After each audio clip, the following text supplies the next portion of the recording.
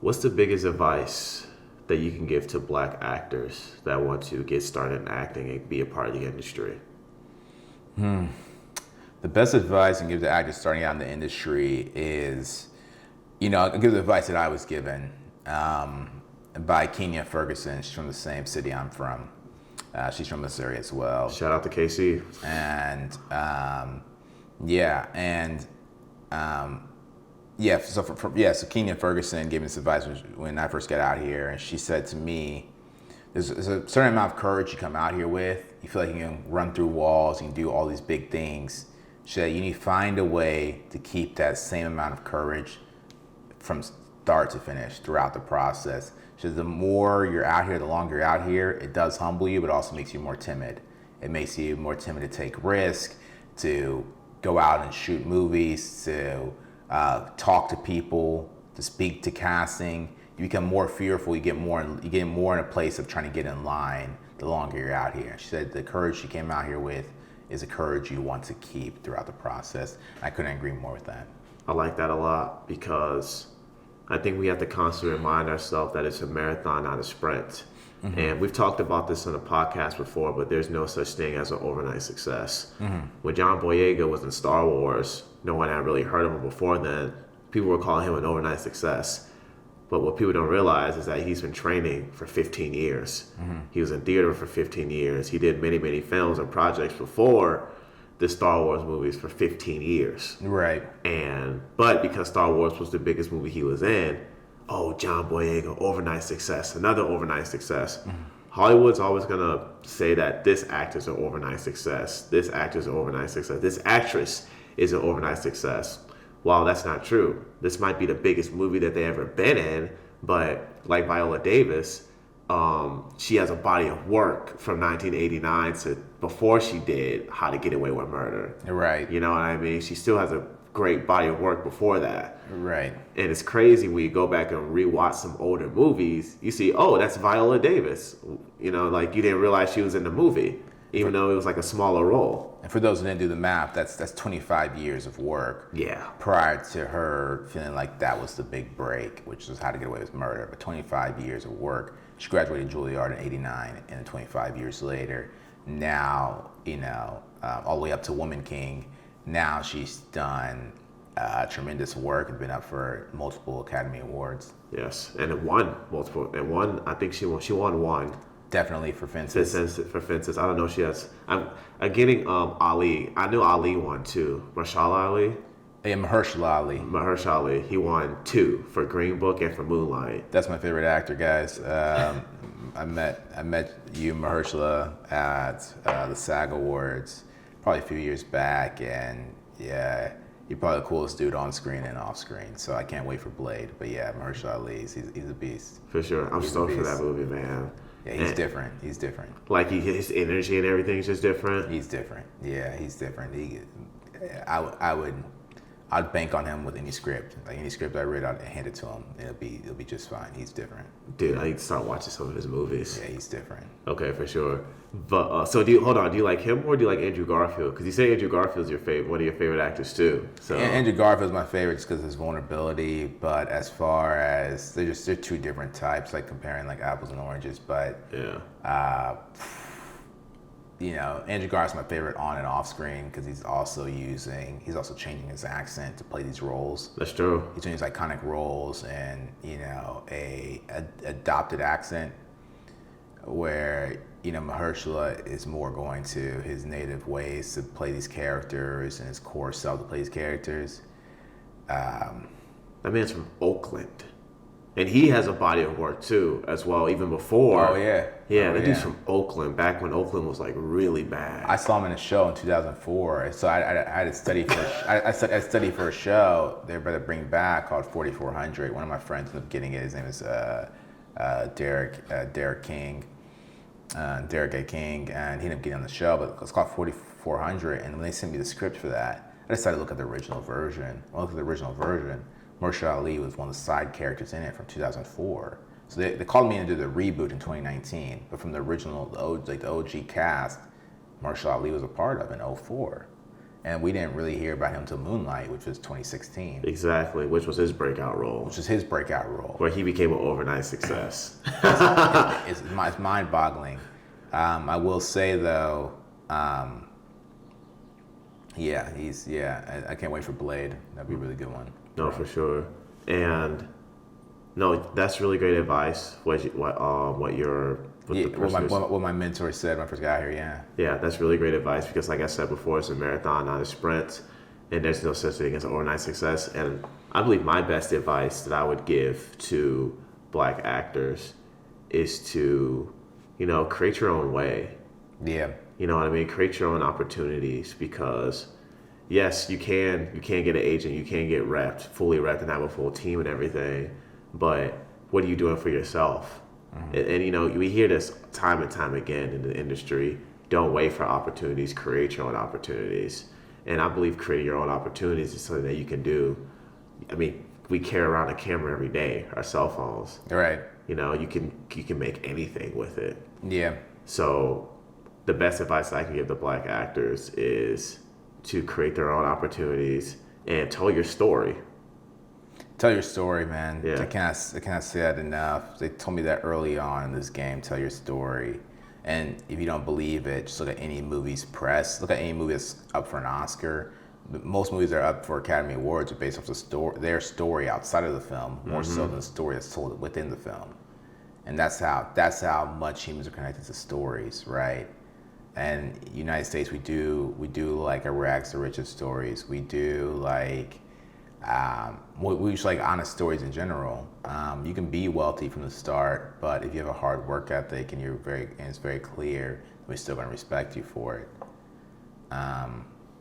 Yeah, absolutely. As far as my mentor / family friend, Keenan Ferguson's advice about courage, I'll say it takes two things to make it. When you're making your own way, there's no barrier of entry. It only costs you courage and consistency. If you have courage and consistency, you can make it in any industry. The only last element is time, and time takes care of itself. Yeah. So have that courage and consistency element, then it's just a matter of time. I love that. And another thing I want to bring up is another advice I got from my acting teacher is that you have to have singularity and focus. Right. Acting needs to be your main goal, no matter what. Like, the problem with the world that we live in, especially when you live in Los Angeles, everything feels like an opportunity. Right. Everything probably is an opportunity. If you're a writer, director, actor, whatever, you might, I have this great idea for a book. I have this great idea for a comic. I have this, I still want to be an actor, yada, yada, yada. While there's some people who can balance all those, a majority of us can't do that. Right. Have singularity and focus in one thing and put all your attention and focus, because we live in a world that tries to steal away your attention constantly. And by having singularity and focus, you can become a master at one trait instead of being a jack of all trades to being a master of none. Right. You have to go back to episodes 14 and 15. I kind of just talked about singularity and focus, like time and time again, and the importance of it. Those exact words, singularity and focus, is important. I know I was, if I'm speaking personally, when I first moved out here, dude, I was working on a comic book, had a video production company, and I was doing acting. And I realized that even though I want to be an actor, I was doing these two other things because if I'm being honest with you, I was afraid I wasn't going to make it as an actor. So I was just trying to do these two other things to distract myself.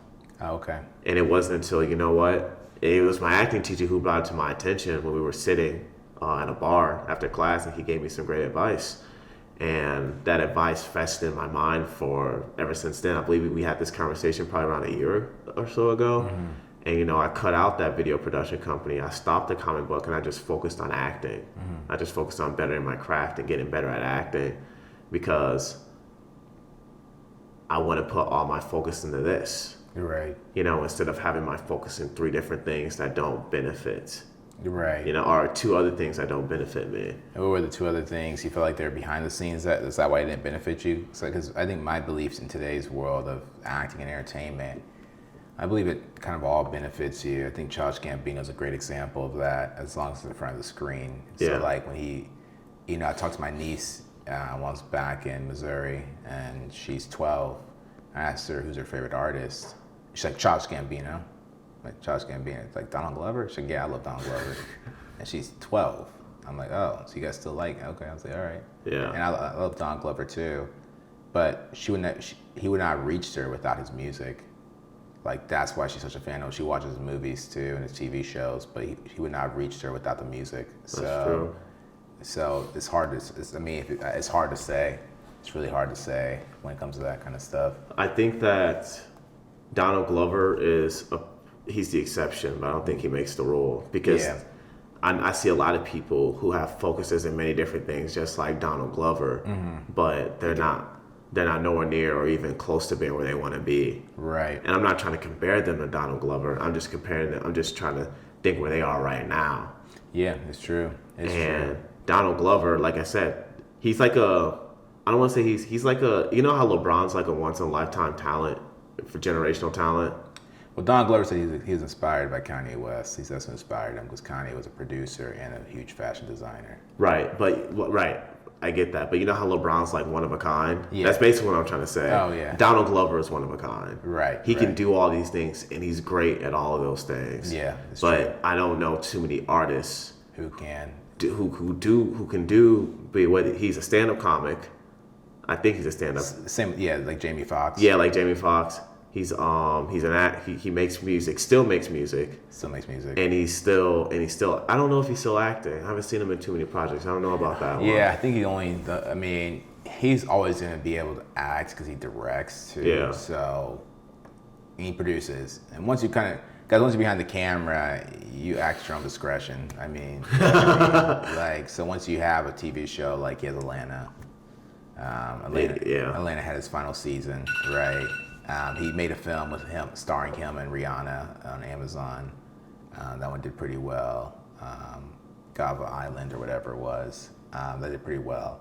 And so he's always going to be able to act when he wants to, just because he's entwined in Hollywood. That's kind of a position I tell people you want to be in, kind of like Kevin Hart. Yes. Who can tell Kevin Hart he can't act? No one, because he has his own production company. I think he can act. Not gonna lie to you. I think he's solid for what he does. Oh, even that I'm saying, but who's saying he physically can't show up to set? Who can tell him he can't show up to set? No one, because Facts. he owns his own production company. And so when you're that entwined in Hollywood, no one can stop you from acting. Especially now, like with so many avenues. If you want to act, you can act today, right? You can put on your own website and do whatever you want to, whatever way you want to go about it. You can act today. It's going to go back to that whole thing of, I said, 2 elements to success. You can say it's 3, but courage and consistency, and time will take care of itself. Mm-hmm. And so,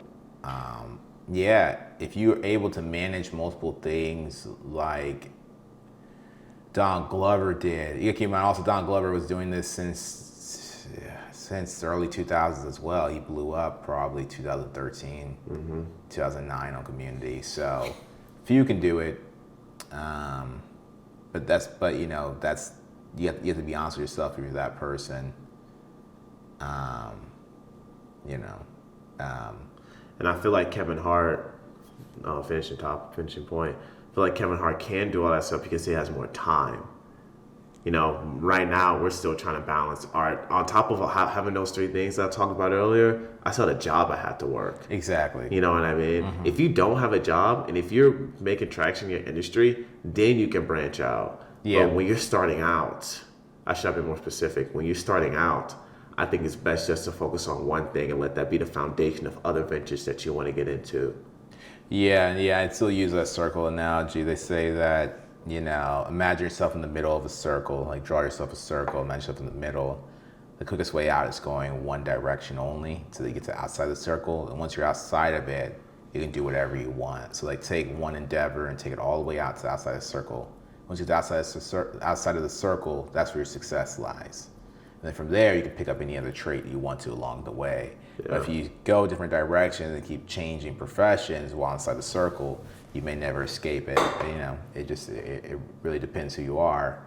I also know people use the pillar analogy where they have different aspects to who they are as a person. They may have this podcast, they may have their music, they may have their acting, they may have they may have their directing or show running. And those are all pillars, and they build their table on top of that. So it's a case by case basis, but really be honest with yourself. Look at your performance, look at your stats. They'll tell you everything.